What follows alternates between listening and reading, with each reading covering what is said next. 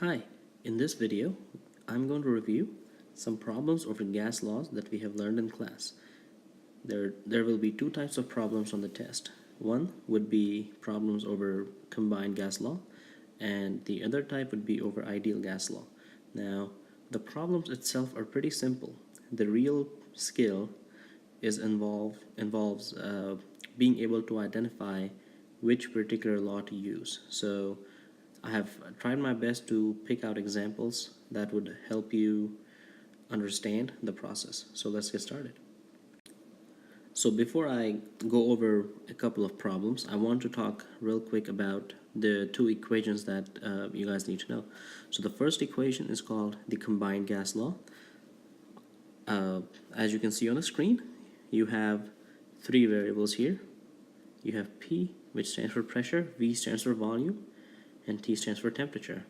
The subscripts 1 and 2 stand for the before and after temperature. So please keep that in mind.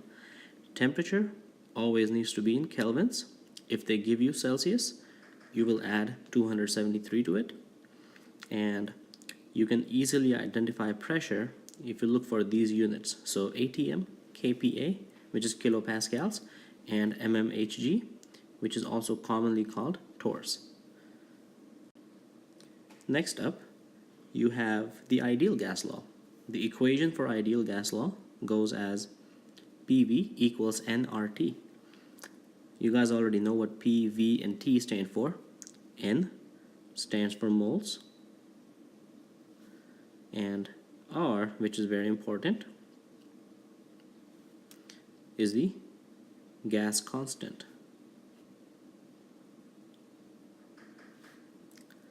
Now remember, gas constant is called a constant because its value does not change.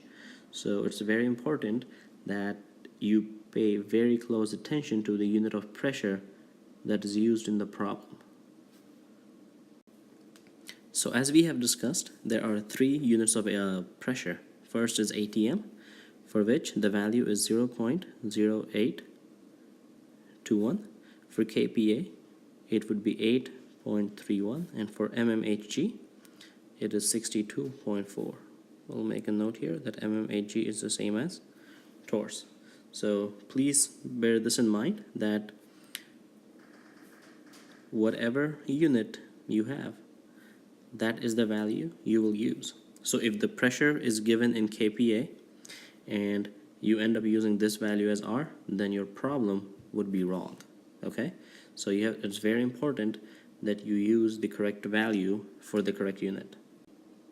Remember when we wrote this down, and I told you guys that the value of R will depend on the unit of pressure given in the problem. However, in this problem, the unit of pressure is not given because pressure is what you're trying to find.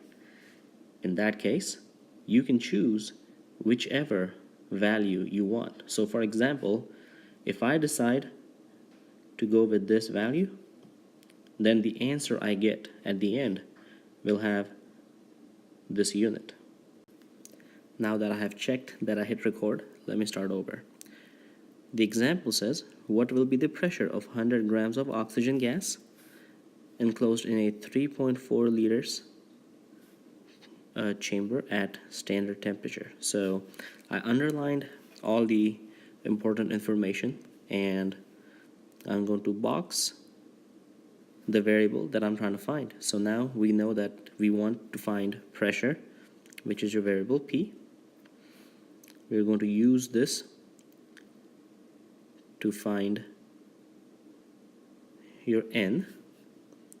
You know that this is your volume and this is your temperature. So let's first things first, convert our 100 grams of oxygen. To do that, you do 100 grams divided by the molar mass of oxygen gas, which is 31.998, and that comes out to 3.13. So now you know your moles. Another thing you need to pay attention to is the word standard temperature. We know that standard temperature and pressure the values are fixed. So for STP, temperature is always 273 Kelvin. Pressure will always be 1 atm or 760 mmHg or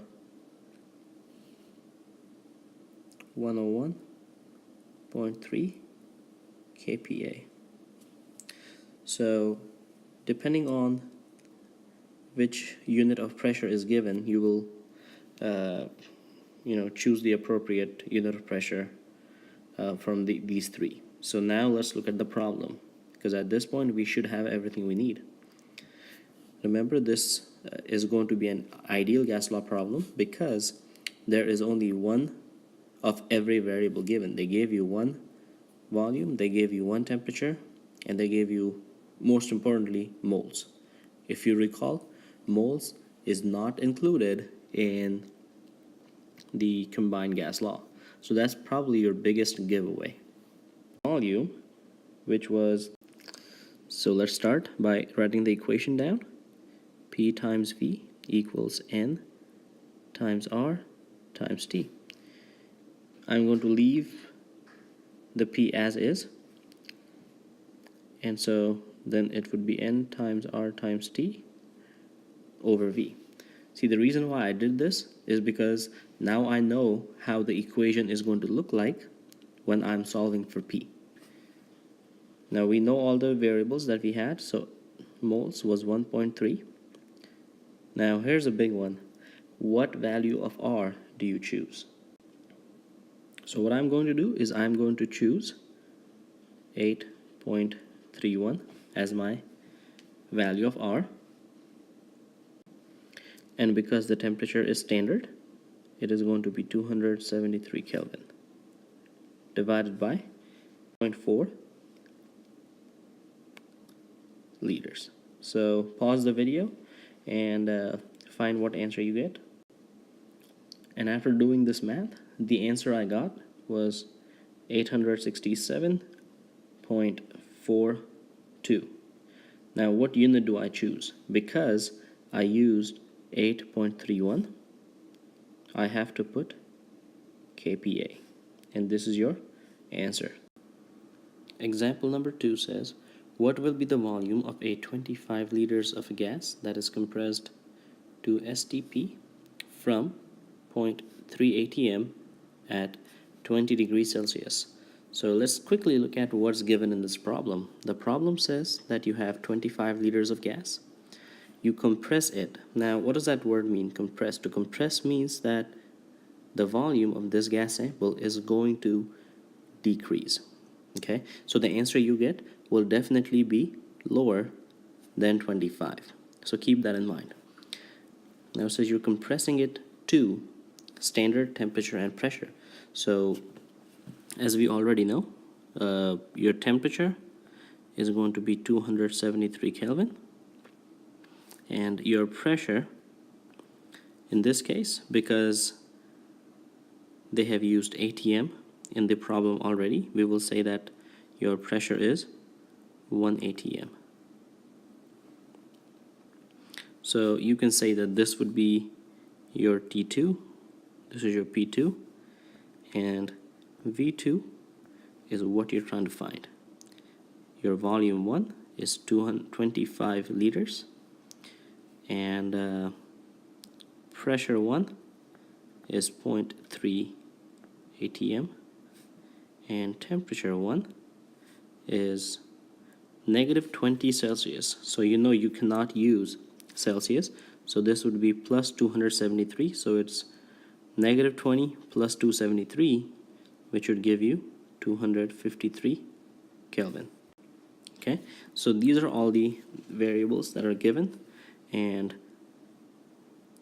this is what you're trying to find. So let's solve this. As remember, we said that we are compressing the gas, and so when you compress anything, its volume goes down.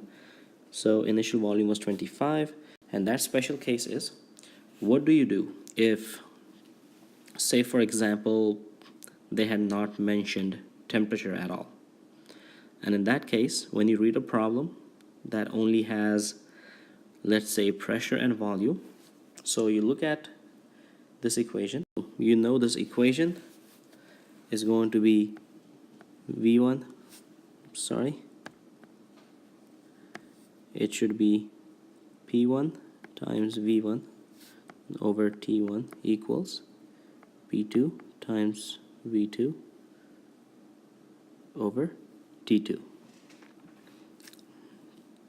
Remember, what you're looking for is V2. So what I like to do is I'm going to isolate the variable by itself. So V2 equals, and you will rewrite this equation as if you're solving for V2. So this T2 is going to multiply over here, and this P2 is going to multiply over here, and your new equation will look like P1 times V1 times T2 divided by T1 times P2. Alright, it's time to put our numbers in our equation. So you know your initial pressure was 0.3 atm times your volume was 25 liters times your temperature T2 is 273 divided by my initial temperature was 253 Kelvin and my final pressure is 1. So go ahead and pause the video and find the answer and check back. So after doing the math, the answer I get is 8.09 liters. Remember, in the beginning of this problem, I had told you guys that the answer you get must be less than 25, which it of course is. The final volume is 8.09. So here's another example of a gas law equation. So remember, there's only two equations you need. Now there is a special case, your ideal gas law, your combined gas law equation, that is,